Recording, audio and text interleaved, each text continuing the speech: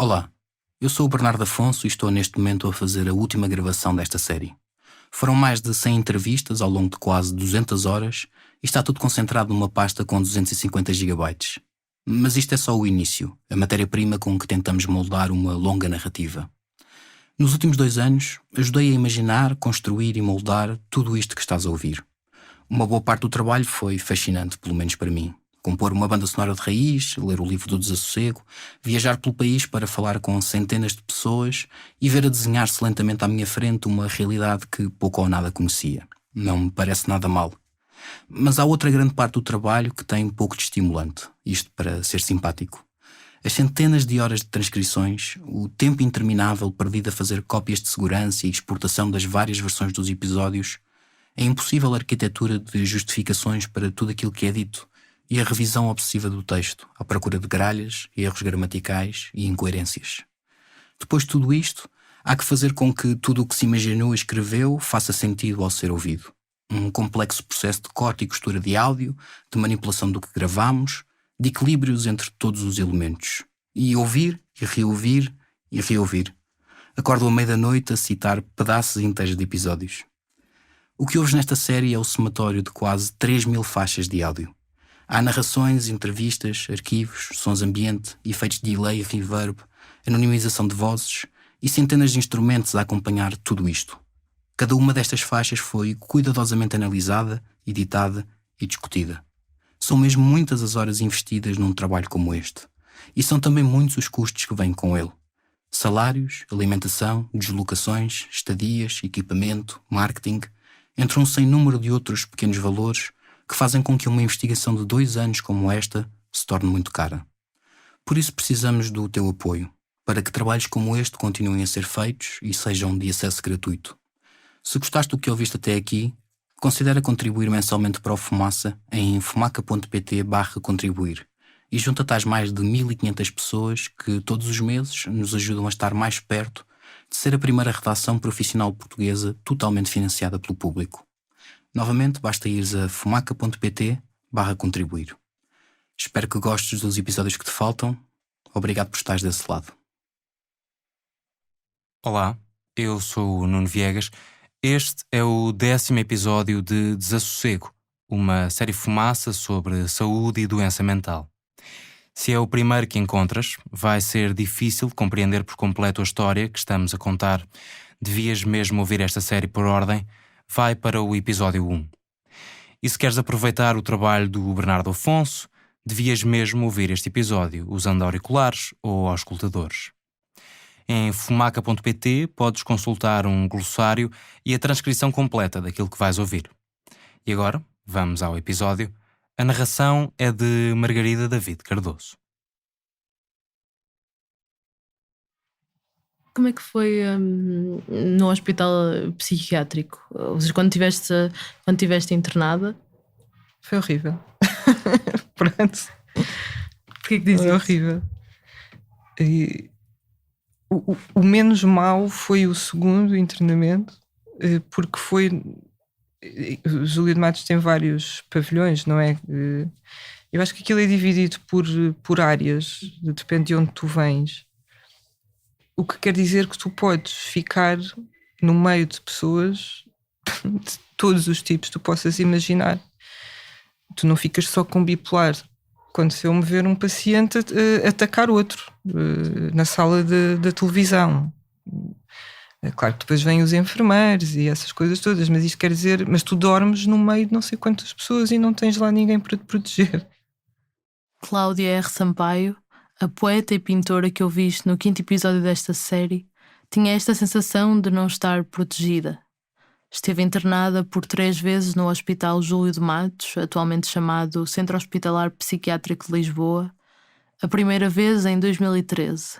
Eu só não ficava a pensar nisso a noite toda porque com a medicação caías para o lado e nem tens tempo para pensar sobre isso, mas depois de começares a pensar, sei lá, se alguém me vai querer fazer mal enquanto eu estou a dormir, porque tudo é possível. Não há assim tanta vigilância que evite que uma coisa dessas aconteça. A única coisa que evita é mesmo o peso dos medicamentos. As pessoas ali ficam zombies, praticamente. O objetivo lá é não sentir, é pararem com o sofrimento. No meu caso era pararem com o sofrimento, e obviamente que era uma medicação que não sentia, não ficava turva, sonolenta, dormia. No fundo também era para me fazer descansar, que era uma coisa que eu não fazia. Mas tornas-te um zombie enquanto lá estás, praticamente. É só isso. Até dizerem que estás melhor e que podes sair. No livro Jerusalém, Gonçalo M. Tavares descreve assim o hospício ficcional George Rosenberg. Havia como um arredondamento da existência. Como se cada existência, exatamente como um compartimento, tivesse um caixote de lixo, um sítio específico com formas adequadas, para onde se deveriam atirar os hábitos, ações e, se possível, os pensamentos que não interessavam. Neste caso, que não interessavam a quem vigiava. Eu lembro-me no segundo internamento eu não queria sair, porque nessa altura eu sentia que não tinha absolutamente, não tinha dinheiro sequer para comer nessa altura, então eu não queria sair dali porque não sabia como é que ia viver cá fora, e achava que ia voltar ao desespero a partir do momento em que saísse dali. E nessa altura eu estava numa espécie de bolha ali dentro. E depois foi uma altura em que eu andei a fazer amizade com os outros pacientes e a perguntar a vida deles toda. Há lá pessoas incríveis, não é? Que infelizmente quando entras ali para dentro parece que o teu valor desaparece, não é? Porque se estás ali é porque a falta de apoios do governo para estes sítios mostra isso, que não é preciso muito de apoio, porque aquelas pessoas parece que não precisam de muito. As instalações são péssimas. Eu passava frio a tomar banho, as janelas não fechavam bem, sei lá. Não tinhas, por exemplo, salas de recreio, no sentido de poderes instruir, de ter com livros, com material para desenhar, para pintar, pessoas que puxassem por isso, para fazer as coisas. Tinhas uma televisão e ficavas a babar-te a olhar para lá e pronto. Uma vez por semana, ou de 2 em 2 semanas, num dos internamentos, apareciam uns psicólogos para tu com umas mandalas para tu pintares. O que comigo não funciona muito bem, não sei, não me sinto propriamente viva a pintar mandalas. E pronto, podia jogar às cartas com os outros pacientes. Achas que te fizeram bem os internamentos? O primeiro fez-me bem no sentido em que houve uma descoberta, não é?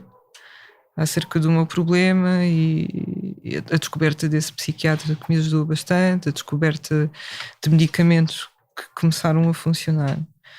O segundo internamento funcionou no sentido em que eu precisava de facto de uma bolha para não cometer mais nenhum ato violento contra mim própria. O terceiro internamento foi tão mau que eu pedi para me vir embora antes do tempo, não estava a aguentar. Foi mau porquê? Pelas condições ali dentro. Pelas condições, pelo tipo de doentes que estavam lá nessa altura e que não me davam descanso. Alguns, lembro-me, havia uma senhora nesse internamento que decidiu perseguir-me muitas horas por dia, e então, pronto, foi um bocado complicado. Ficas ali no meio, ou tens sorte ou não tens sorte.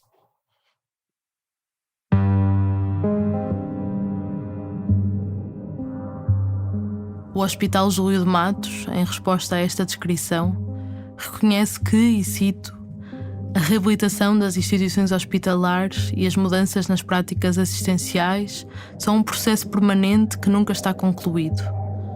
Demonstra um investimento nos edifícios de quase 2 milhões de euros entre 2019 e 2021 e garante que cada paciente tenha um plano individual de intervenção multidisciplinar. Mas acrescenta que, e cito novamente, um dos grandes problemas em todo o hospital é a dotação de enfermeiros e assistentes operacionais, que deveria ser superior à existente, que, sendo suficiente para cuidar dos doentes, deixa pouco tempo para atividades lúdicas. O internamento psiquiátrico está nos últimos degraus da escadaria dos cuidados de saúde mental. É a hospitalização das pessoas nas situações mais graves e emergentes que precisam de cuidados imediatos. Um momento que pode ter tanto de transformador como de traumático. Este é o episódio 10, Pregos e Martelos. Seja toda a gente bem-vinda ao Fumaça.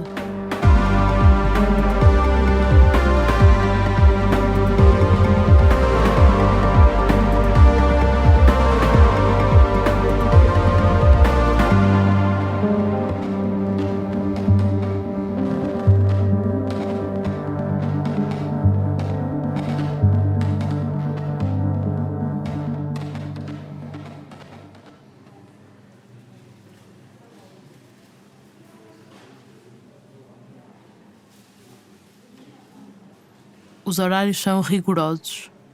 Para acordar, para comer, para fazer higiene, para ocupar o tempo e para dormir. A entrada de comida é regrada, dado que alguma medicação tem grande impacto no apetite e aumenta o risco de engasgamento. Não entram cintos, atacadores ou qualquer objeto cortante. O telemóvel e grande parte dos bens pessoais ficam à porta. Costuma haver um pequeno armário para guardar o que passa ao crivo. O tabaco pode ter luz verde.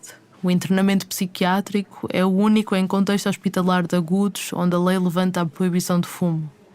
Pode ser gerido pela equipa terapêutica, embora possa também ser de iniciativa do hospital desencorajá-lo, como acontece no Hospital Fernando da Fonseca, Amadora Sintra. Cláudia R. Sampaio foi sempre ter ao internamento por vontade própria, ou naquilo que se pode considerar vontade própria quando se vive, nas palavras dela, a repetição constante do horror. Precisava de ajuda, de uma bolha de proteção de si própria de emergência. É para isso que se desenham as hospitalizações de agudos, para estabilizar doenças em estado de descompensação aguda e emergente e conter danos para a própria pessoa ou para os outros. Metade dos internamentos são associados a diagnósticos primários de depressão, esquizofrenia e doença bipolar. Intervenções curtas de 15 dias, 3 semanas. Cristina Ferreira esteve internada 10 dias no Hospital de Beja, em fevereiro de 2018. Eu nunca me lembro de ter ido tão baixo, mesmo ao fundo. O internamento acabou a mudar-lhe a vida. Primeiro foi o choque de ter de se despojar de tudo, de perceber que ficaria sozinha, sem contacto com o exterior. Lembra-se de pensar que era como a tropa. De manhã nós tínhamos que nos levantar, eu penso que era às 7 da manhã, era bastante cedo.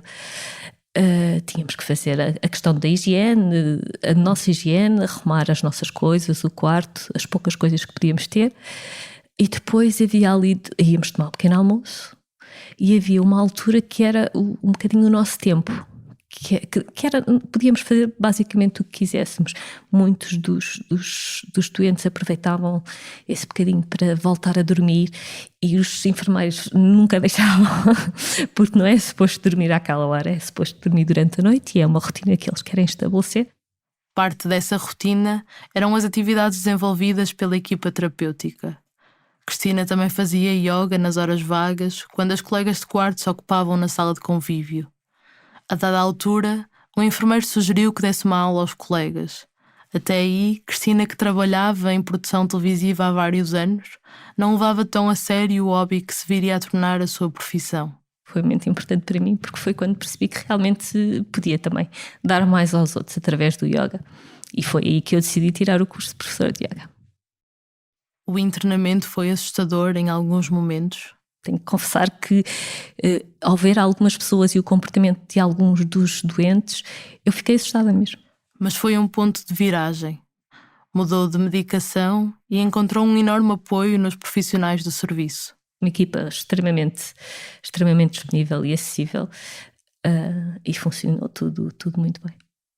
Se calhar é estranho, não é? Com um internamento, uma coisa tão drástica e violenta, possa realmente ser transformada em algo positivo, mas acabou por ser. Foi um ponto de inflexão mesmo, de passar a valorizar a vida. Basicamente é isso.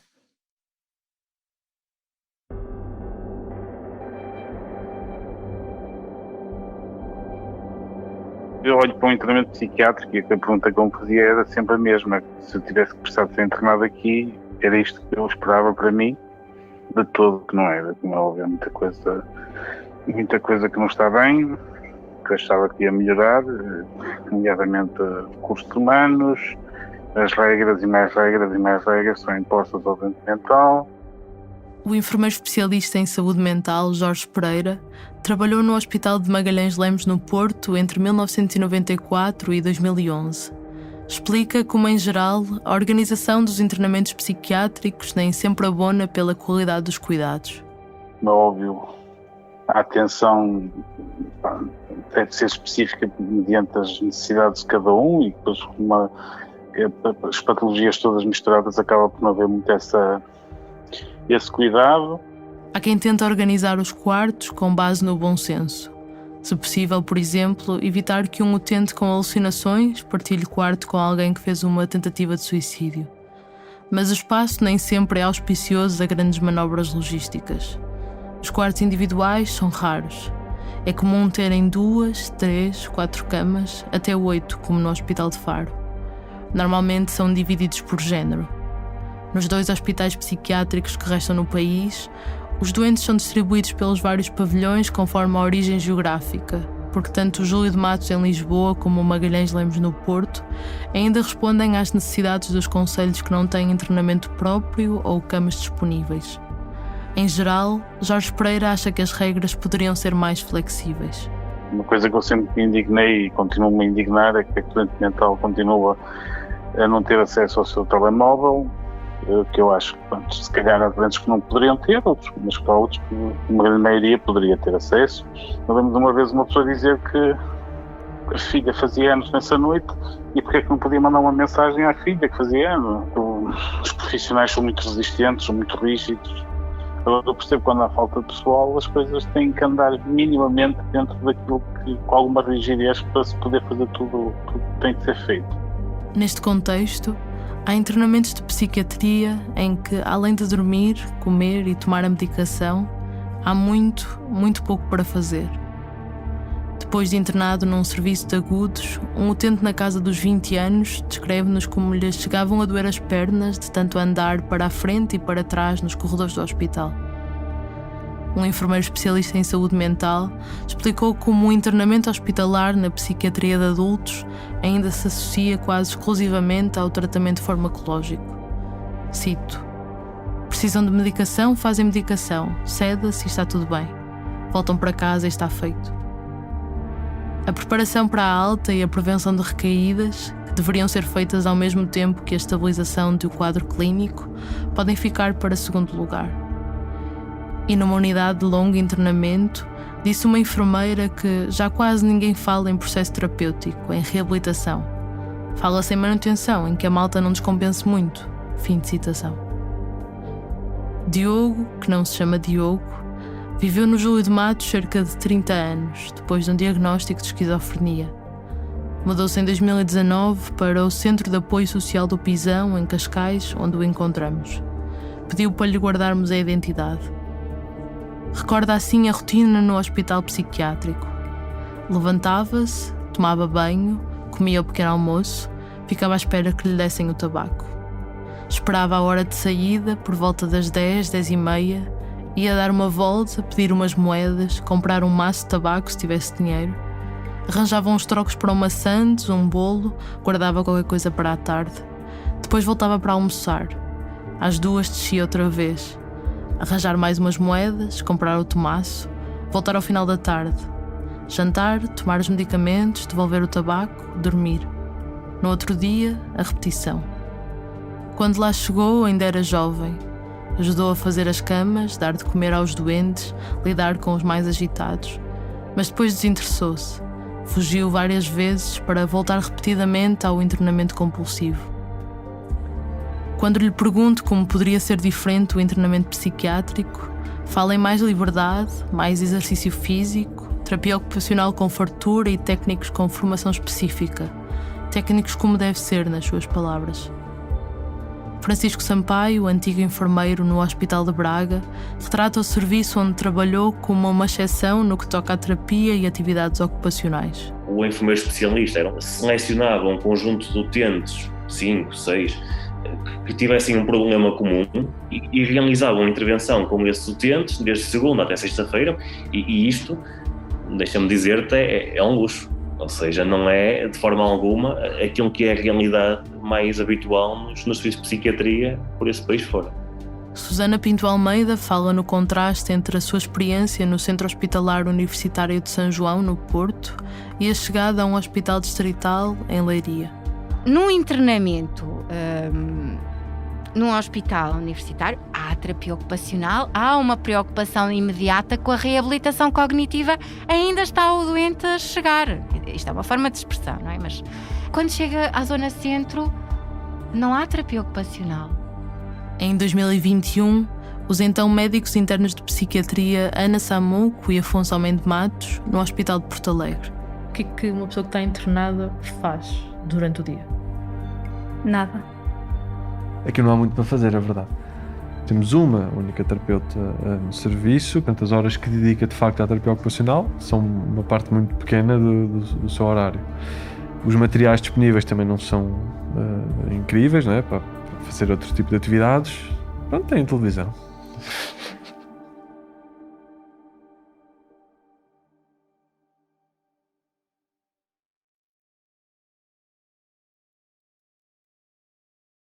Alguns serviços de saúde mental continuam separados do resto do hospital. E a raiz histórica dessa segregação geográfica não deixa de ter relação com a segregação científica a que a psiquiatria esteve sujeita durante séculos. Em Portugal, os serviços nunca foram alvo de um plano de requalificação, e existem sinais de deterioração importantes que afetam diretamente a prestação dos cuidados, como se afirma nas orientações técnicas da Administração Central do Sistema de Saúde, no âmbito do Plano de Recuperação e Resiliência. O PRR prevê a requalificação de 20 serviços. Porto Alegre está entre os primeiros 7 a avançar para obras. O edifício, com claros sinais de degradação, é o único com atividade clínica à parte do resto do hospital. Para levar um doente de urgência à medicina interna ou à cirurgia, tem que ser aqui pela frente, em camas que não vos consigo descrever, mas há 30 anos, se calhar. Passar aqui mesmo à porta do hospital, em frente à urgência. Com a cama toda. Chegam a ser precisas 4 pessoas para conseguir levar aquela cama toda a tremer, em que de vez em quando vão caindo bocados pelo caminho, para chegar ali à urgência para... ao ar livre. Sim, se tiver sim. Num dia de inverno, sim. Já em Faro, o serviço de psiquiatria dista quase 2 km do resto do hospital. É um edifício antigo, muito frio no inverno, muito quente no verão, mas com um jardim próprio. O desconforto térmico comata-se com aparelhos portáteis de aquecimento e de ar-condicionado, explica a direção clínica. O edifício vai a obras com o PRR. Para fazer exames de diagnóstico, como um eletrocardiograma, por exemplo, necessário sempre que se inicia ou muda de medicação antipsicótica, o doente tem de ser transportado ao hospital principal. Por falta de colaboração com outras especialidades médico-cirúrgicas, caso um utente tenha de ser visto por outro médico, é preciso novamente chamar uma ambulância.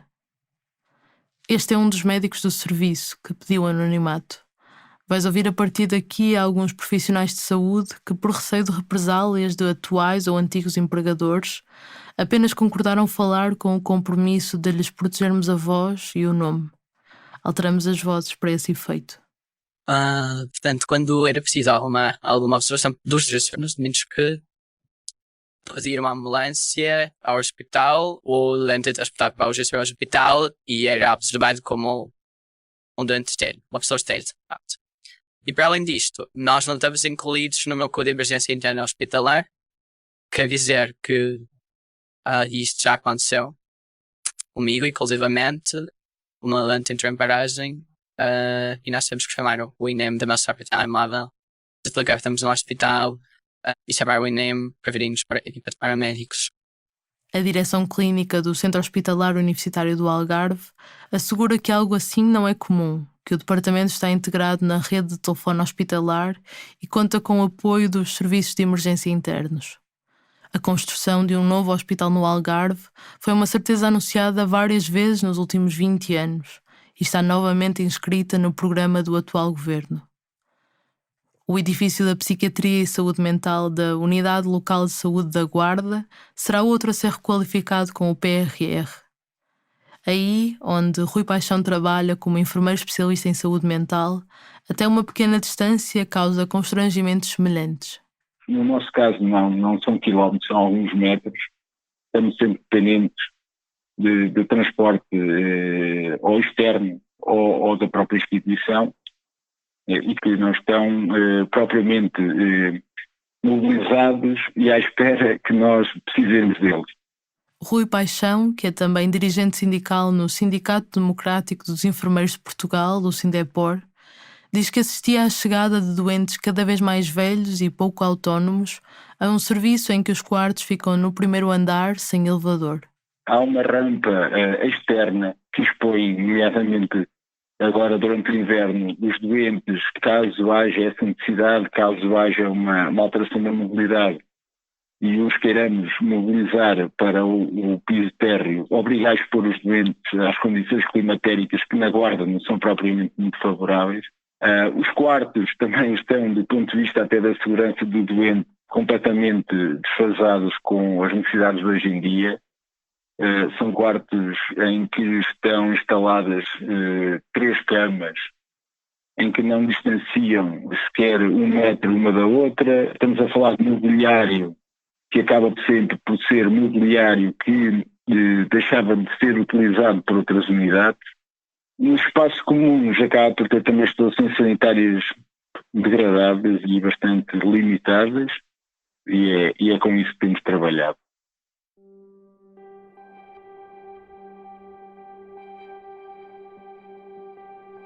Este foi o ponto em que começamos a puxar a corda para desenrolar uma série de problemas estruturais que se cruzam e entrelaçam, que não dizem respeito apenas a um serviço ou a um profissional de saúde em particular. A começar pela falta de profissionais. Aqui novamente Francisco Sampaio, que apresentamos como antigo enfermeiro no Hospital de Braga, que é atualmente investigador, professor universitário e presidente da mesa do Colégio da Especialidade em Saúde Mental e Psiquiátrica da Ordem dos Enfermeiros. Ouves o Pedro Miguel Santos a entrevistá-lo em novembro de 2021. Nós tínhamos 4 enfermeiros de manhã, 3 à tarde e 2 à noite. Okay? Portanto, eram 38 utentes, cada enfermeiro à noite ficava responsável por 19 utentes. O que pode parecer uma coisa aberrante, mas há sítios bem piores. Vamos tendo conhecimento, não é, de situações de um enfermeiro à noite para 50 utentes, para 60. Já aconteceu. Mas em Portugal isso acontece hoje em dia? Acontece. E isso em que serviço? Não posso dizer o sítio, mas habitualmente este tipo de situações acontecem em contexto de utentes crónicos. E muitas vezes isso acontece, esse tipo de rácios enfermeiro-utente completamente, eu diria até mesmo aberrantes para a dignidade daqueles utentes. É na pedopsiquiatria que o número de horas de cuidados de enfermagem tende a ser maior. Cai na psiquiatria de adultos. E vários profissionais de saúde coincidem nesta percepção de que a real míngua se concentra nos internamentos de longa duração, nos serviços crónicos. Pode-se dizer que um desses casos era o Centro Hospitalar Conde Ferreira, propriedade da Santa Casa da Misericórdia do Porto. Em 2019, depois de uma reportagem da TVI denunciar situações de maus tratos e negligência sobre utentes, a secção regional da Ordem dos Enfermeiros visitou 2 enfermarias do hospital. Numa delas, com 58 vagas, havia 2 enfermeiros por cada turno de dia, apenas 1 enfermeiro à noite. A rotatividade de profissionais e o absentismo eram grandes. Para tudo funcionar de acordo com as recomendações, segundo a Ordem, era preciso que estes 2 serviços, que tinham um total de 25 enfermeiros, tivessem mais 64 profissionais. Este cálculo é feito através daquilo que a Ordem definiu como as dotações seguras de cuidados de enfermagem, revistas em 2019. São recomendações de boas práticas, genéricas. E para Francisco Sampaio, o número que resulta desta fórmula é o paraíso. Ou seja, não conheço nenhum serviço de psiquiatria que tenha aquele número excelente de enfermeiros. Mesmo nos piores casos, em que há 50, 60 utentes para um enfermeiro, não há força de lei. O problema que se coloca aqui é que um regulamento não é uma lei, nem um decreto-lei. E, portanto, um regulamento tem uma força de recomendação. Um dos poucos instrumentos de pressão é a denúncia. A Ordem dos Enfermeiros pode fazer aquilo a que chama visitas de acompanhamento do exercício profissional, onde olha especificamente para as dotações seguras. Vão normalmente 2 representantes, fazem um relatório, entregam-no à instituição e, caso nada mude, podem depois enviar os resultados para as tutelas.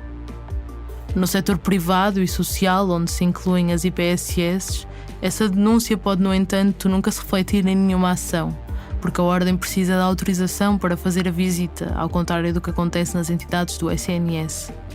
Diz o vice-presidente da Ordem dos Enfermeiros, Luís Barreira, que tem tido problemas com isso mesmo. Alguns lares, em particular, têm recusado a visita. Nesse caso, segue para quem tem poderes de fiscalização: a Inspeção-Geral das Atividades em Saúde, a IGAS, e a Entidade Reguladora da Saúde, a ERSE. Em traços muito gerais, a IGAS foca-se mais na prestação dos cuidados de saúde, no cumprimento da lei e das exigências técnicas. Já a ERSE olha mais para a atividade económica, a proteção dos direitos dos utentes e questões de concorrência. Ambas podem fazer visitas e auditorias, quer as que estejam programadas, quer as que surjam na sequência de reclamações. Podem ainda emitir instruções e recomendações, ou em caso de violações mais graves, a IGAS pode aplicar sanções disciplinares, mas apenas ao setor público, a ERSE coimas. Em caso de poder constituir um crime, é com o Ministério Público. O Hospital Conde Ferreira foi investigado nessa instância e o inquérito foi arquivado.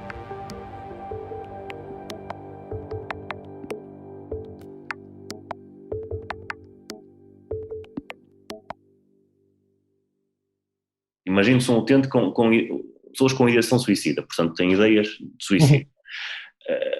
Se eu tenho um enfermeiro para 20 utentes, ou para 25, ou para 28, ou o que quer que seja, eu não consigo passar a noite toda a entrar nos quartos e a sair, não é? Portanto, esta vigilância não existe durante a noite toda. E, portanto, há aqui muito mais espaço para que essas ideias sejam postas em prática. Os episódios de agressividade também não são negligenciáveis. Reagir de forma agressiva pode ser compreensível perante sintomas gerados pela doença. Se o meu pensamento ou a minha percepção do mundo está alterada, se acho que me querem matar ou me sinto ameaçado, quer tenha razões para isso ou porque há alucinações que me levam a pensar assim, é provável que me vá defender. E essa defesa pode ser agressiva. Se calha de haver um episódio de agitação que depois escala para a agressividade, e que até pode, no mesmo momento, acontecer com 2 utentes diferentes, a própria segurança do enfermeiro, a sua integridade física mesmo, é colocada em risco. Lembro-me de um caso de uma colega que foi arrastada, um serviço com escadas, e que foi arrastada pelas escadas abaixo, portanto. Neste ponto paramos. Como é que se gerem estas situações? O que é que acontece quando uma pessoa está agitada e tens de a conter de se magoar a si ou magoar os outros? Ou assegurar que, embora ela recuse, lhe é garantido o tratamento involuntário. Juntamos uma lista de contactos de profissionais de saúde com experiência em internamento psiquiátrico, quase todos são enfermeiros, e começamos a ligar-lhes. Vai-se por fases. Esta foi uma resposta padrão da boa prática. Um enfermeiro treinado deve ser capaz de identificar os sinais e antecipar situações mais complicadas. Às vezes até o simples facto de trocarmos um doente de um quarto para o outro. Tenta-se falar com a pessoa num espaço seguro, com tempo. Levar a pessoa para outro espaço. Fazer remoção de destinos, apagar as luzes, fechar a porta. Se possível, às vezes basta uma palavra ou atender a um pedido de alguém que não ouve mais nada, que está fixado naquilo. Uma sala snoozeland, onde temos um colchão de água com água quente, temos música, ambiente. Pode ser usado um quarto mais resguardado, com menos estímulos, ou um quarto de isolamento, um espaço fechado que deve ser despido de tudo o que possa magoar e ser perfeitamente vigiável do exterior. Não é nunca numa de castigo, é numa de proteção do próprio doente, até ele estar estável. Não resultando ou não havendo hipótese de fazer isso, há a contenção química com medicação que já esteja prescrita em SOS. Por exemplo, indutores de sono em caso de insónia, ansiolíticos se ansiedade, neurolépticos para agitações graves. No caso extremo em que a pessoa está impermeável pela força das alucinações, por exemplo, como último recurso pode ser fisicamente imobilizada pela equipa terapêutica para que lhe seja administrada essa medicação por via intramuscular. E quando tudo isto falha, há a contenção mecânica, A pessoa é presa à maca ou a um cadeirão com faixas de tecido almofadado que lhe restringem os movimentos e deve ser retirada logo que possível. Vai-se avaliando a situação até que o doente realmente tenha mais calma e colaboração para se interromper essa contenção. É idealmente feita num quarto à parte para proteger e não expor a pessoa e evitar a agitação de outros doentes. É uma intervenção até um certo ponto traumática, violenta. Ouvimos de vários profissionais de saúde. Ninguém com quem falamos o disse fazer de ânimo leve. Sim. E sempre de última linha. E nós próprios assumimos isso perante o doente. O enfermeiro Rui Paixão. De certo modo, é pedir-lhe desculpa por esse tipo de ato, mas foi um ato que foi necessário na hora. E muitas das vezes, quando temos essa conversa durante a situação em si, que começamos também a negociar logo com o doente a possibilidade de reverter essa situação ou a nossa preocupação em revertê-la o mais rapidamente possível, assim que haja condições.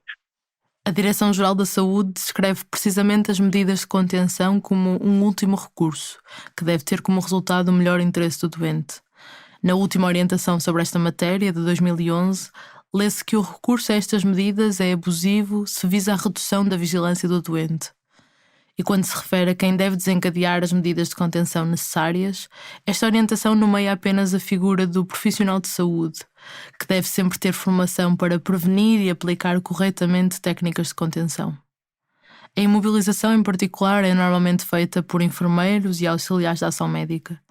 No entanto, vários profissionais de saúde relatam a necessidade de chamar polícias e seguranças privados que estejam de serviço no hospital para ajudar em situações mais complicadas. O ideal, refletem, era que fosse feito por profissionais de saúde, mas não havendo condições naquele momento para assegurar a integridade física de todos, recorre-se a quem está disponível.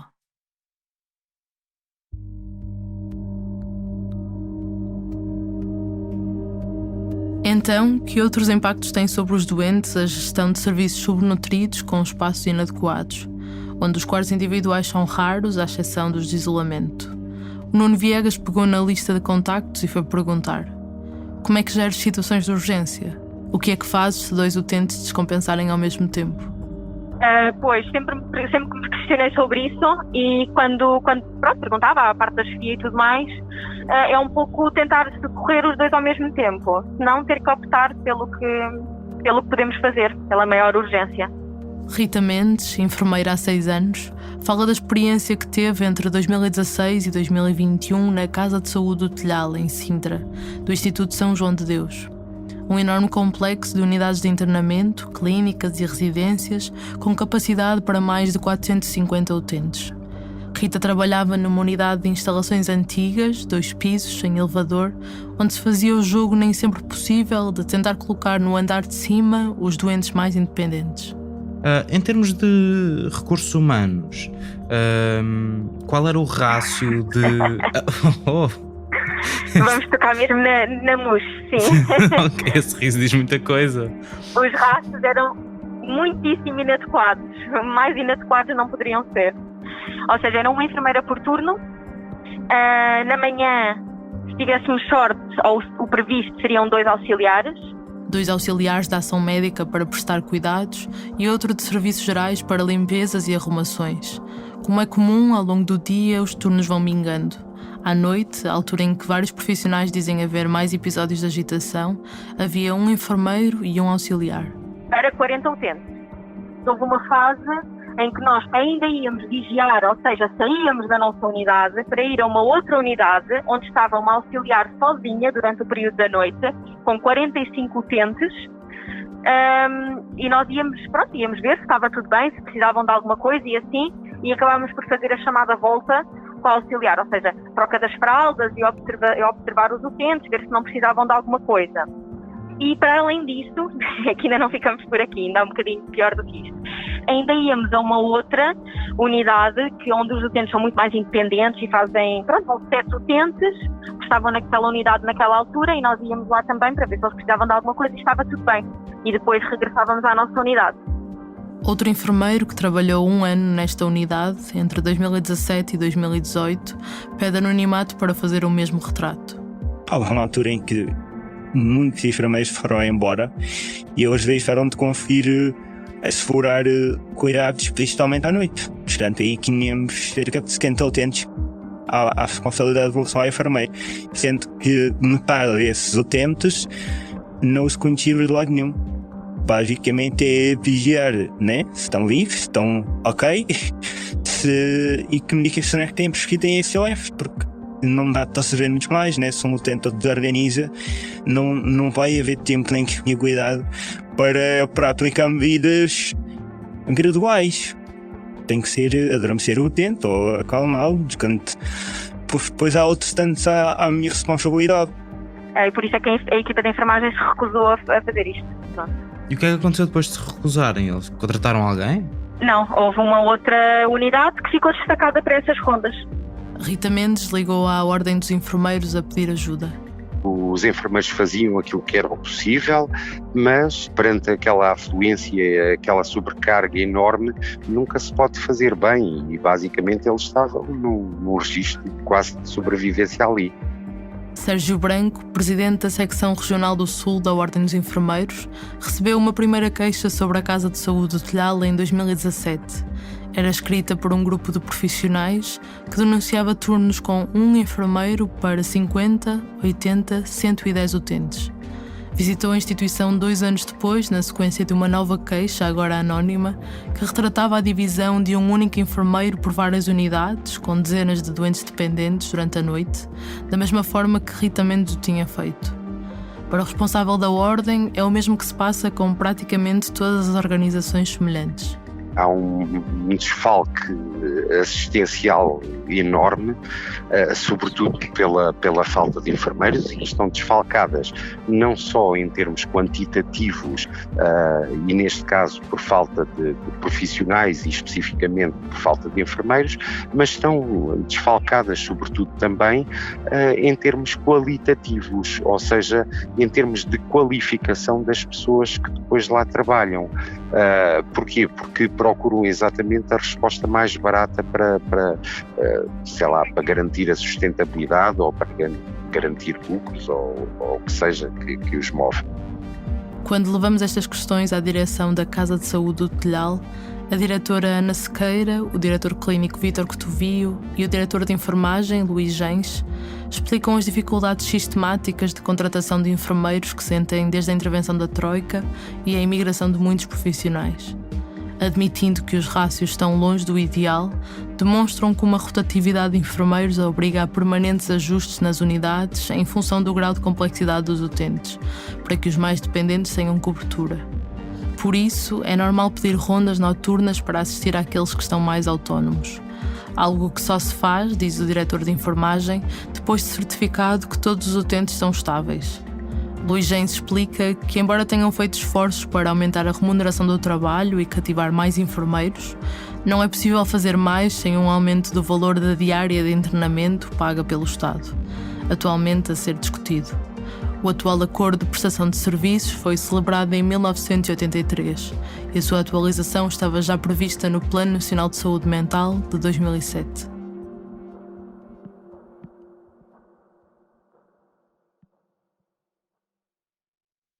Para Rita Mendes, a queixa na Ordem dos Enfermeiros não resultou em qualquer mudança.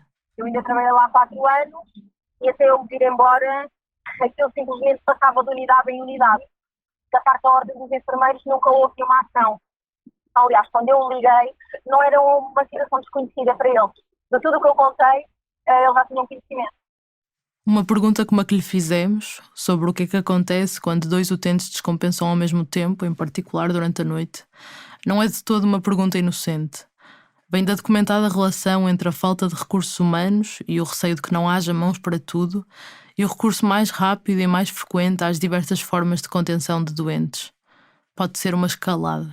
Bastava um doente descompensar para que o turno todo descarrilasse e não podíamos deixar 39 utentes pendurados com um a descompensar também. Portanto, sim, recorre-se muito à contenção física e também à terapêutica para que o trabalho fique feito. E dirias que neste momento há uma prática não regulamentada, não é? Mas que acontece pelas circunstâncias atuais da profissão, de sobremedicação dos utentes e de recurso excessivo à contenção química? Sim. sem dúvida. Consideras que é excessiva a forma como se cedam os utentes neste momento? Sim, considero. Não tanto com a terapêutica indutora de sono, mas sim com os tranquilizantes, com os relaxantes, sim. Que impacto é que achas que isso tem, quer nos utentes, quer na forma como podem trabalhar com os utentes depois? Os doentes perdem capacidade motora e até intelectual e por vezes é muito difícil recuperá-la com o excesso de medicação. Como é que caracterizarias a toma de benzodiazepinas entre as populações que viste internadas? Ou seja, quão prevalente é? Praticamente todos utilizam. E a questão não é ser administrada. A questão é não haver uma revisão terapêutica mais vezes, não é? Durante aquele internamento, ou seja, aquele doente é medicado com aquilo e fica a tomar aquilo até surtar outra vez, até ter uma outra crise e poder haver uma alteração terapêutica. E aí é que está a questão.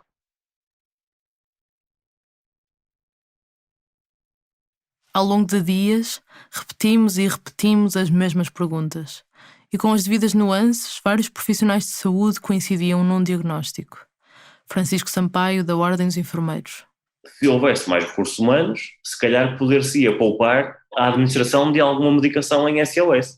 Eu acho que nenhum enfermeiro gosta que os seus utentes estejam sedados. Não tem sentido. Agora, muitas vezes a falta de recursos humanos leva à necessidade de, quando eu poderia resolver um problema por via da comunicação, que demora muito mais tempo e que eu tenho que ficar ali com aquele utente, não é? Como tenho mais não sei quantos utentes para atender lá fora, então tenho que resolver da forma mais simples, que é com recurso à medicação. Isto acontece muitas vezes, infelizmente, e penso que não é bom para ninguém. Enfermeiro Jorge Pereira, que trabalhou no Hospital de Magalhães Lemos. Se o enfermeiro está com medo, está com receio, não tem a medicação SOS, a pressão que ele depois tem sobre o médico que está a acompanhar o doente é enorme, porque ele vai sentir necessidade de pôr medicação àquele doente, porque realmente todo o sistema fica...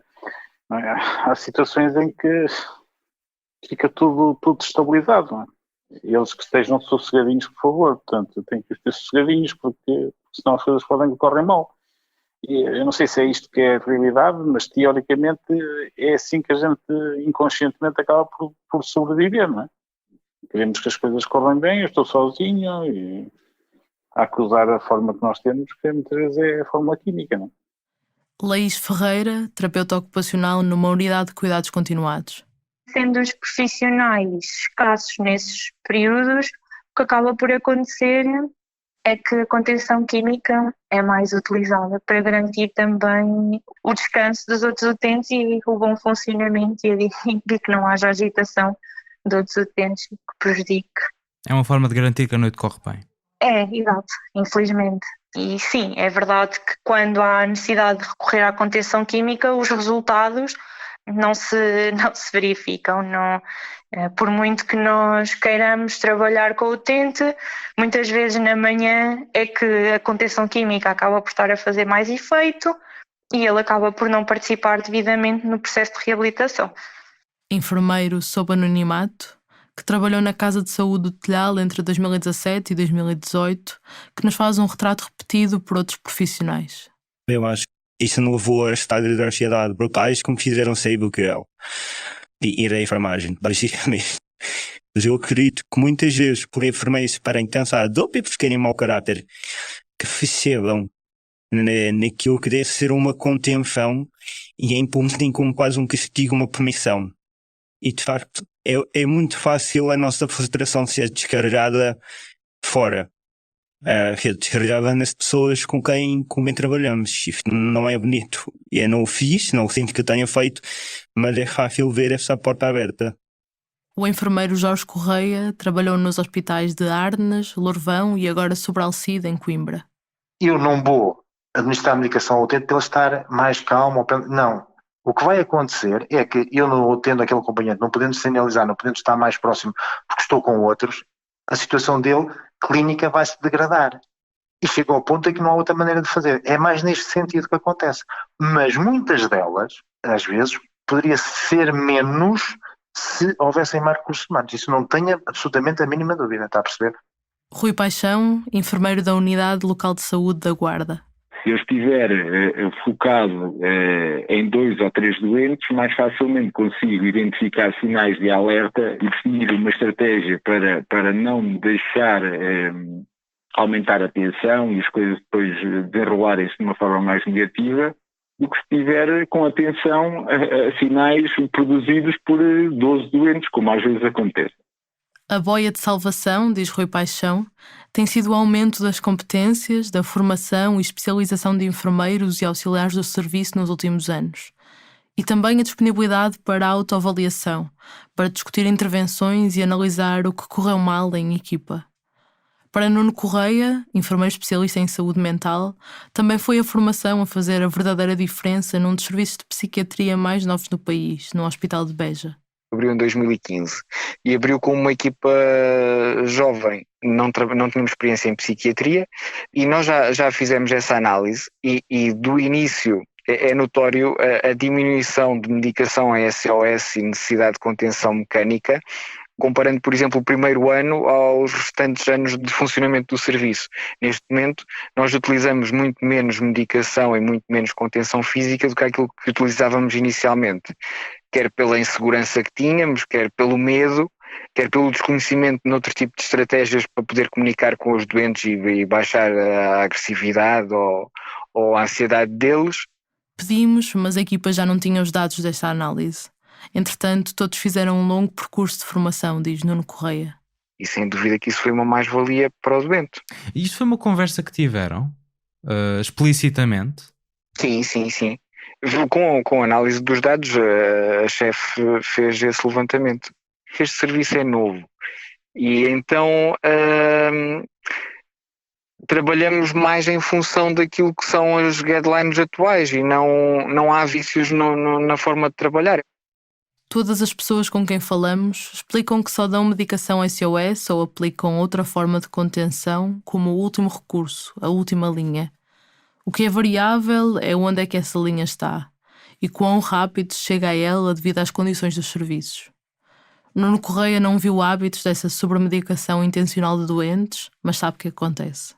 Mas sim, eu sei de alguns casos em que isso acontece, ou então no início da noite acabam logo por fazer a medicação toda aos doentes, tudo o que tem SOS, mesmo que o doente ainda não precise, e se calhar não iria precisar, mas sim. E porquê que achas que fazem isso? Tem a ver com essa questão dos hábitos, com o receio também de que o doente descompense, porque todas estas estratégias que nós fomos desenvolvendo e todo este caminho que nós fomos fazendo, nesses serviços mais velhos, mais antigos, as pessoas estão um bocadinho estagnadas e estão muito presas ainda a esse modo de funcionamento. O que interessa é que o doente esteja a dormir e não chateia. Às vezes, numa queixa de ansiedade, bastava 5 ou 10 minutos a falar com o doente e perceber o que é que realmente o está a preocupar, ao invés de lhe estar a dar uma medicação qualquer para reduzir a ansiedade. E pronto, nem sempre isto é feito. Marta Crespo e Joana Leal são as únicas entre este pessoal de enfermagem que trabalham fora da psiquiatria, embora em contacto com ela. Marta Crespo trabalhou numa unidade para pessoas com demência, depois nos internamentos de medicina interna e nos cuidados paliativos do Centro Hospitalar de Leiria. Imagina, uma agitação e nós estamos a tentar aguentar, não dar, isto já aconteceu comigo. Vamos gerir uma queda. E tu pensas, porra, isto é uma balança. Tu preferes uma queda em que te parta uma perna ou preferes realmente dar alguma coisa que acalme até se conseguir chegar a um comportamento estável, né? Acho que é um bocadinho por esta balança que eu sigo a minha prática, percebes? Agora, se me disseres se eu à minha volta já reparei quando se calhar os turnos estão piores, quando há mais stress, a gente tenta agarrar o turno e dar, se calhar, por prevenção. Sim, já aconteceu. Joana Leal é enfermeira no internamento de medicina interna do Hospital de Leiria, por onde passam várias pessoas idosas com demência ou estados de confusão mental.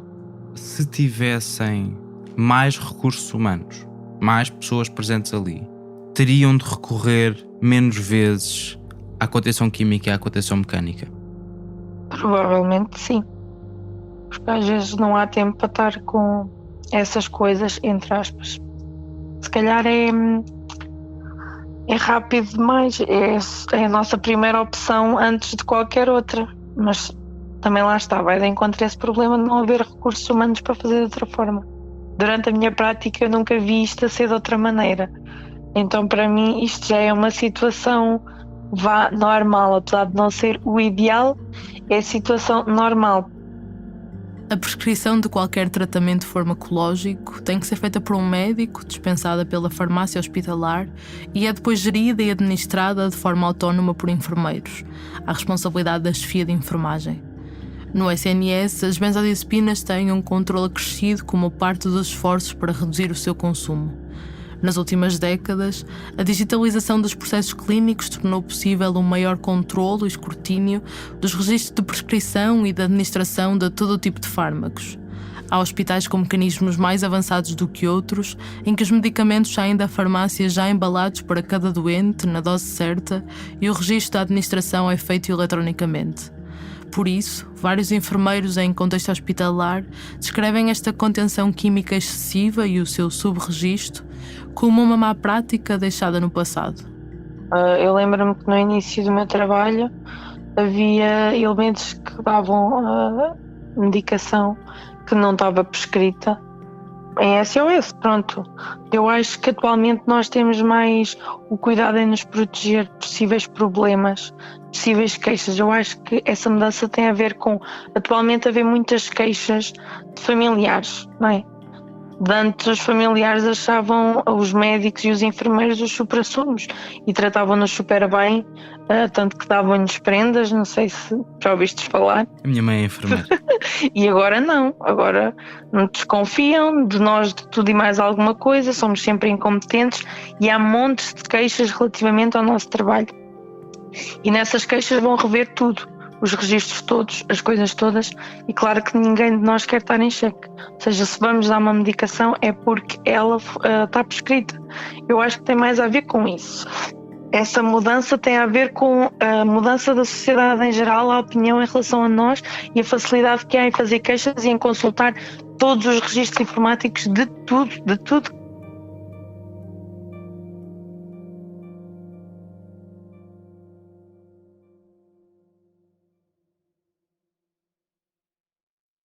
Num internamento psiquiátrico, as situações de agressividade, quer verbal, quer física, não são de menosprezar.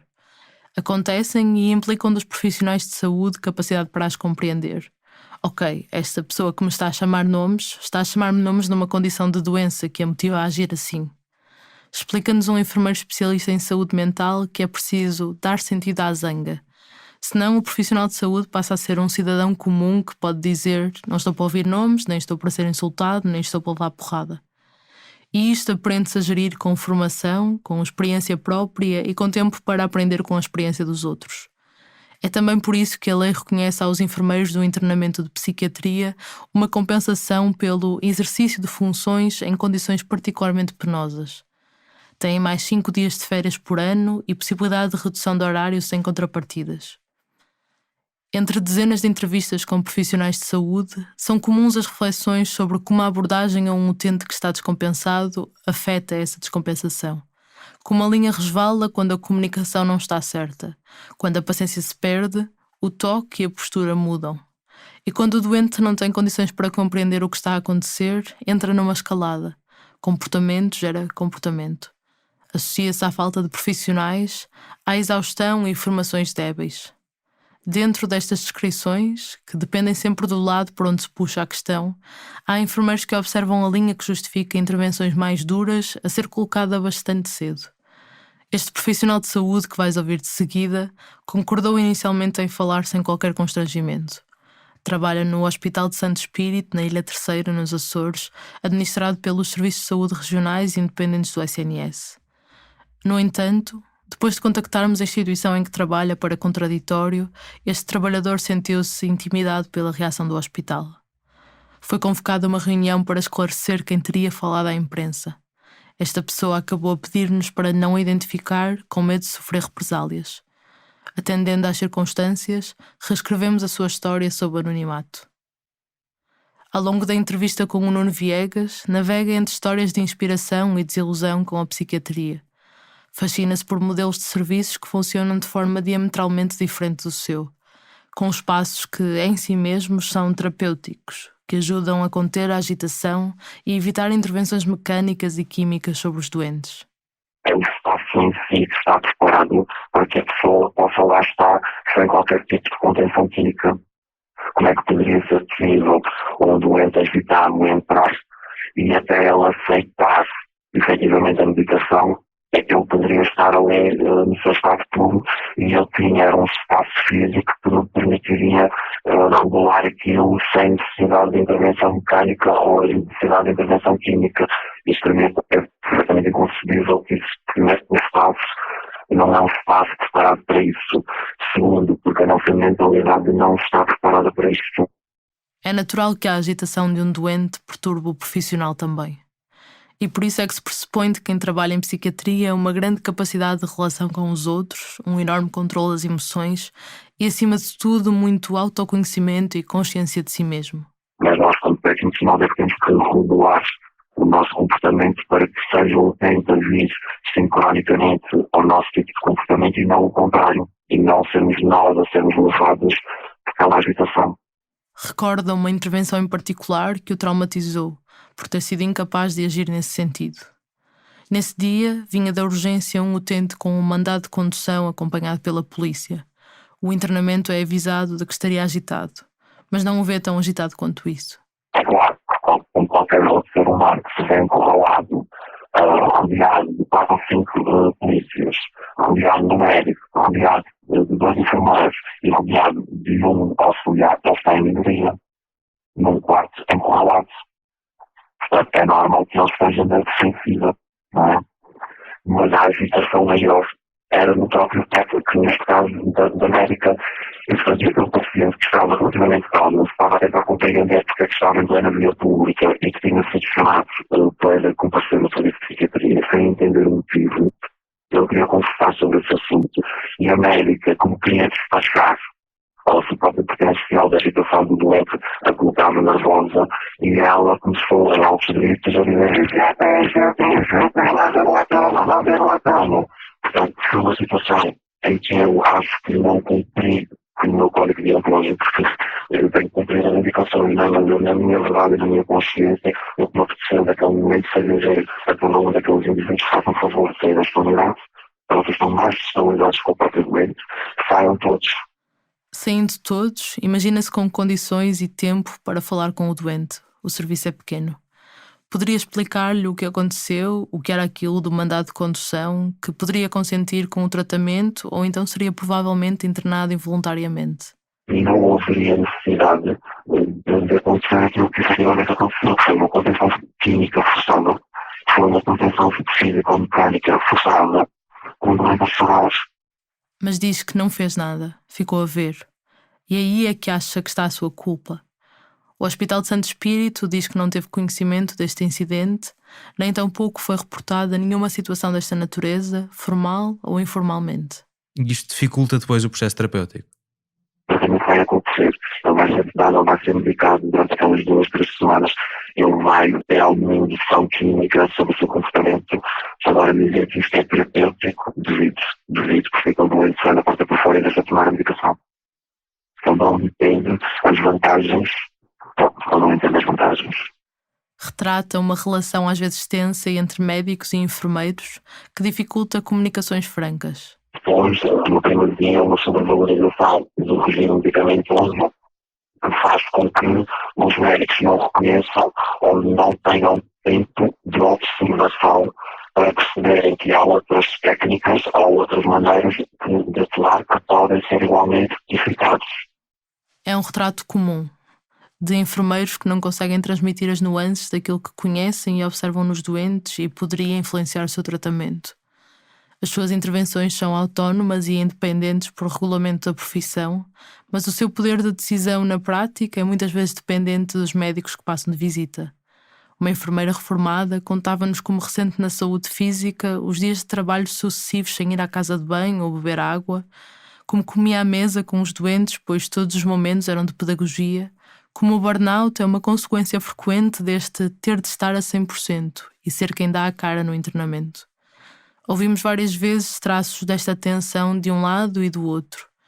De médicos, o ressentimento da pressão para medicar mais ou aumentar a dose mais depressa porque o doente está agitadíssimo.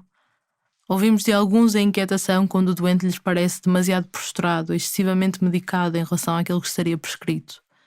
Há relações de confiança que se perdem, responsabilidades que se cobram e conversas frontais que ficam por fazer. Esta é a tirada deste profissional sobre a realidade que conhece. É verdade. É verdade, ninguém diz, mas é verdade. O que é que acaba por acontecer? Os enfermeiros depois são aspectos. São aspectos porque isto tem a ver com a mentalidade e como as pessoas funcionam em grupo. Portanto, os enfermeiros depois fazem prescrições ou suprimem tomas que são prescritas, dão tomas que não são prescritas. E fazemos todo este jogo de cintura. É assim, de uma forma geral, o esquema é cumprido. Agora, que existe uma gestão por parte dos enfermeiros que muitas vezes não é de conhecimento médico que existe. Relaciona-o também com a falta de formação para o contexto específico da psiquiatria, com consequência na gestão das situações mais complicadas e das noites agitadas. E as chefes medicamentórias, portanto, prescrevem para tornar este tudo em calmo. É preciso tornar tudo em calmo, porque desnota-se. Eu acho que a gente se ordenou solto, a qualificação, tudo, então, chega a casa com o que é fazer, tem que ir, tem que ir ao mar, tem que fazer qualquer coisa para me ajudar, porque é que o doente, o som na cabeça toda, a ver o raico, fala, e tem que ser ouvidor, daquilo, porque ele está agitado psiquicamente, ele tem que ter a santa paciência de o ouvir. Há pessoas que não têm a santa paciência para os ouvir. Há pouco disse-me, quando estava a falar do caso da médica que gritava, injeta, disse-me, senti que nessa altura não cumpria o meu código deontológico. Alguma vez fez queixa?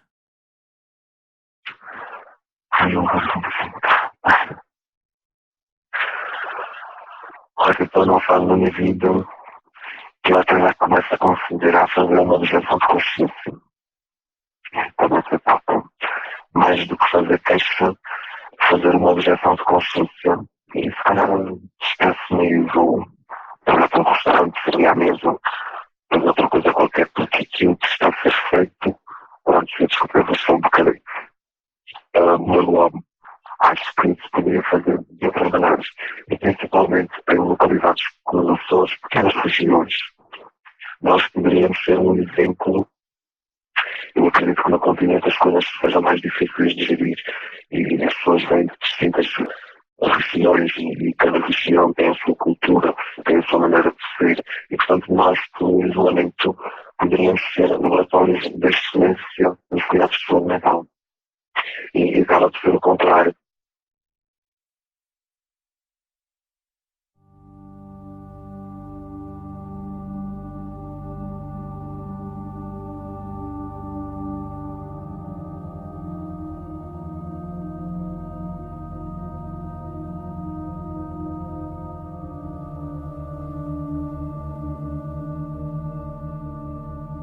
Tenho agora que ser sincera.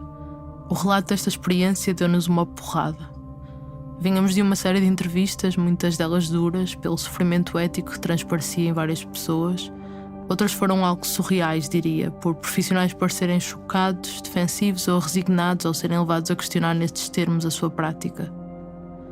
Dias depois, ainda a gerir uma certa confusão mental, quisemos correr algumas destas questões pelo enfermeiro António Nabais, do Hospital Dona Estefânia, em Lisboa. Como professor universitário, orienta regularmente estágios de enfermagem em psiquiatria e esteve, entre outros cargos, no Conselho de Enfermagem da Ordem dos Enfermeiros. Ouviste-o bastante no episódio 8, numa primeira entrevista. Mas houve uma ideia nesta nova entrevista, que começou por ser uma chamada, que fez com que ligássemos vários pontos nesta história. Claro que o risco de poder abusar ou usar mal a contenção química aumenta quanto maior se diminui as horas de cuidados, quer de enfermagem, quer de pessoal técnico auxiliar de saúde, não é? Que também existe pouco e com pouca formação e, portanto, correr a outras estratégias que estão integradas numa cultura ainda muito asilar, que existe em muitos contextos, não é? Que essas culturas asilares institucionais são sempre muito despersonalizadas, muito desumanizadas, não é? E temos que acabar com elas definitivamente, e espero que quanto mais recursos existam, mas não sei, às vezes tenho muitas dúvidas. António Nabais admite as muitas dúvidas que tem de que seja apenas uma questão de falta de profissionais, por si só. Há pessoas com doença mental grave, com doença de evolução prolongada, que vivem em enfermarias com 40, 50 e 60 camas, completamente despersonalizadas, descaracterizadas, nada humanizadas, onde as pessoas ainda nem a própria roupa que vestem é uma roupa que seja individualizada. Portanto, é isto que tem que se acabar. Não adianta, muitas vezes, nestes contextos, meter lá mais profissionais, porque o meio em si não permite que se desenvolva práticas muito diferentes. O Centro Hospitalar Psiquiátrico de Lisboa, nome atual do antigo Hospital Júlio de Matos, tem exemplos disso. Quando se abriram as portas do Hospital Psiquiátrico e outras entidades públicas se albergaram em pavilhões vagos, cada instituição fez obras. Foi o caso da Administração Central do Sistema de Saúde, a ACSS. E nós entramos nesses pavilhões da ACSS e são hotéis de 5 estrelas. E entramos nos pavilhões idênticos, onde estão pessoas internadas, doentes, e são nem uma estrela tem. Para mim, isto é pornográfico. Eu até tenho dificuldade em adjetivar o que é isto, mas isto é muito agressivo. É muito agressivo quando um profissional de saúde frequenta os dois contextos, não é? E sai de uma reunião numa instituição, de uma enfermaria, que está transformada num centro de trabalho e de escritórios altamente luxuoso, e a seguir entra numa enfermaria onde as pessoas vivem 24 horas por dia e que é tudo horrível. É frio, é gelado, cheira mal, está degradado, não tem nada.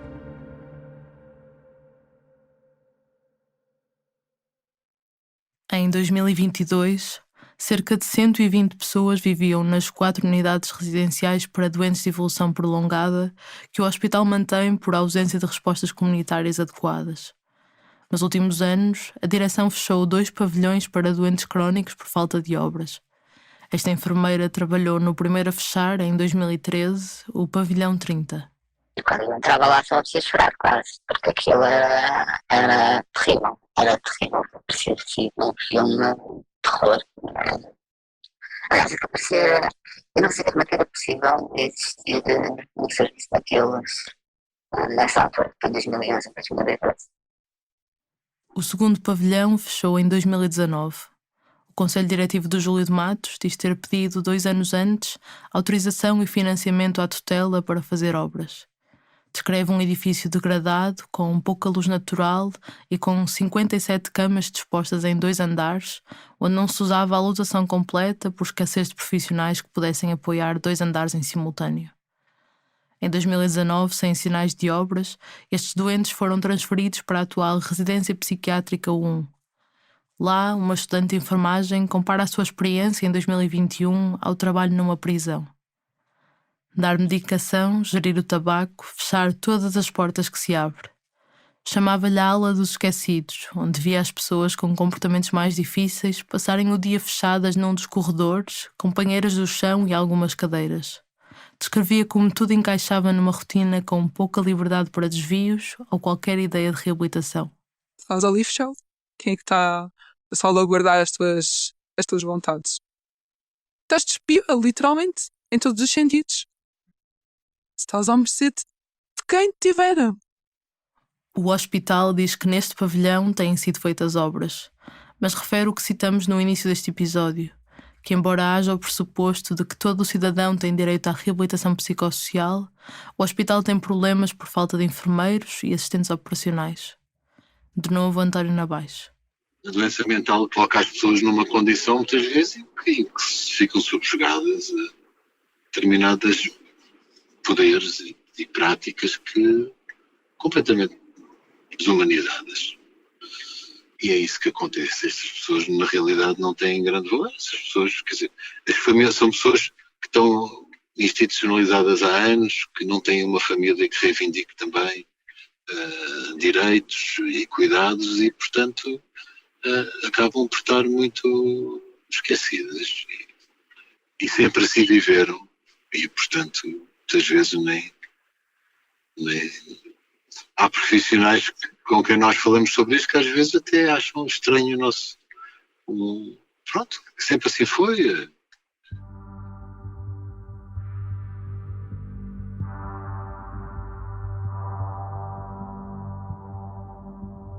Desde que começamos a trabalhar nesta série que não nos sai da cabeça uma pergunta. Como podem persistir estruturas fundadas nestas lógicas asilares onde ainda se segrega a psiquiatria de tudo o resto? É aqui que nos encontramos de novo com a história dos hospitais psiquiátricos. Os projetos de construção do Hospital Psiquiátrico Júlio de Matos, em Lisboa, atravessaram uma e outra guerra mundial até a inauguração em 1942. No Porto, o Magalhães Lemos foi projetado nos anos 50. As suas funções mudaram muito desde então, mas nunca se fizeram extinguir.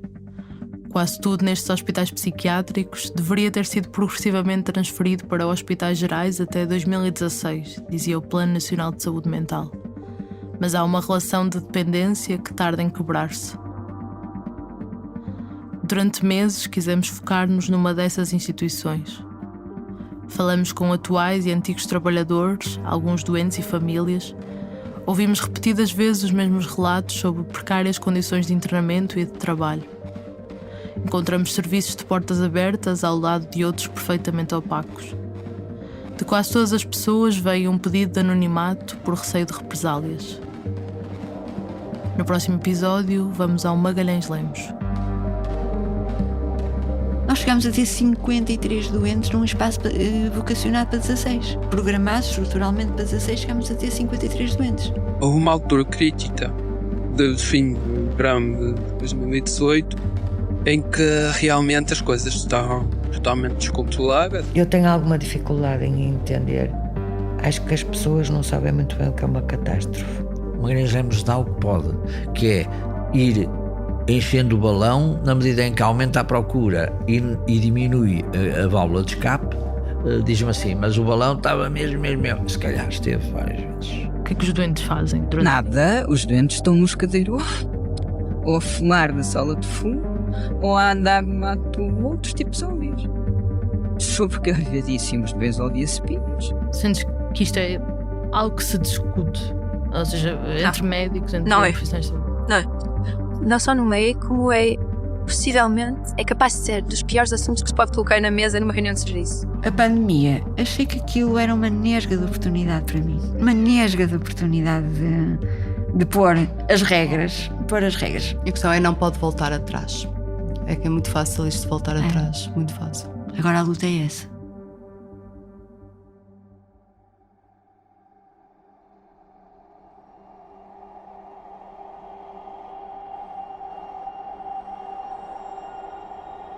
Estou num dia em que me pesa, como uma entrada no cárcere, a monotonia de tudo.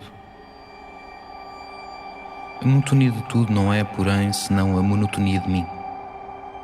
Cada rosto, ainda que seja o de quem vimos ontem, é outro hoje, pois que hoje não é ontem. Cada dia é o dia que é, e nunca houve outro igual no mundo. Só em nossa alma está a identidade sentida, embora falsa, consigo mesmo, pela qual tudo se assemelha e se simplifica. O mundo é coisas destacadas e arestas diferentes. Mas se somos míopes, é uma névoa insuficiente e contínua. O meu desejo é fugir. Fugir ao que conheço, fugir ao que é meu, fugir ao que amo. Desejo partir.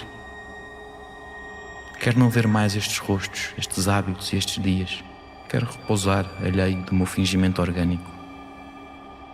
Quero sentir o sono chegar como vida e não como repouso. Infelizmente, só a minha vontade me não pode dar.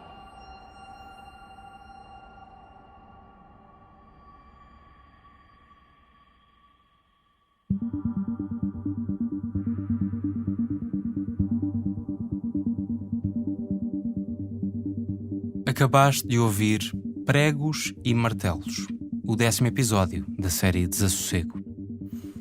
Se quiseres ouvir já o próximo episódio e todos os seguintes, basta fazeres uma contribuição mensal para o Fumaça. Quem nos apoia já tem acesso à série completa de 13 episódios. Vai a fumaca.pt/contribuir e ajuda-nos a ter a primeira redação profissional portuguesa totalmente financiada pelo público. Quem apoia o Fumaça também tem acesso a várias entrevistas extra para explorar mais esta história. Este episódio foi escrito pela Margarida David Cardoso, que fez a reportagem e investigação da série. O Bernardo Afonso editou o episódio e ainda fez investigação, compôs e interpretou a banda sonora original, fez edição de som e sound design. É também ele que leu os excertos do livro do Desassossego, de Bernardo Soares. O Pedro Miguel Santos fez revisão de texto e reportagem, tal como eu, Nuno Viegas, que fiquei também com a verificação de factos. A Joana Batista criou a identidade visual, a Maria Almeida e o Ricardo Esteves Ribeiro a estratégia de marketing, o Fred Rocha fez o desenvolvimento web. Todas estas pessoas participaram na construção coletiva da série. Podes encontrar em fumaca.pt a transcrição de todos os episódios, fontes, documentos e imagens relacionadas. Fazem ainda parte da equipa Fumaça Danilo Tomás e Luís Marquês. A produção desta série foi parcialmente financiada por bolsas de apoio ao jornalismo de investigação da Ares da Planície, Associação para a Promoção da Saúde Mental, do Sindicato de Jornalistas, em parceria com a Roche, e da Fundação Rosa Luxemburgo. Podes ver os contratos em fumaca.pt/transparência. Até já!